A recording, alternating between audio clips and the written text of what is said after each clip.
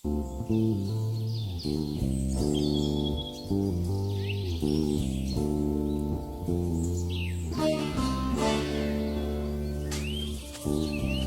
quyu qazan, çörək tapdayan,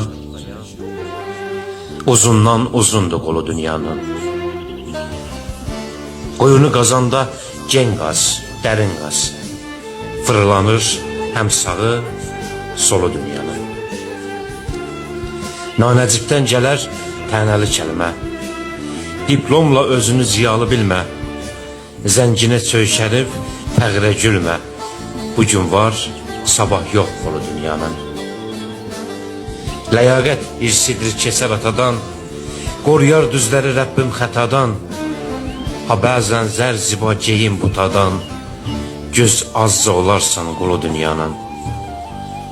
Stol dostu olar hilə kələkdə, bilinməz nə hiss var, kim var ürəkdə, çaqqal xislətində görkəm pələnglə, çox daqd yorur o dünyanın.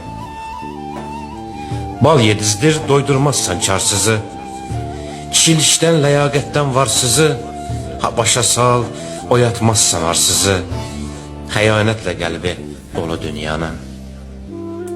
Barışmırsan haqsızlıqla, bıçaqla, qəzəblənib çay tək hüklə, haçaqla, sol əli ilə kök kəsən bir bıçaqla, kəsər gənckən yaşı olu dünyanın.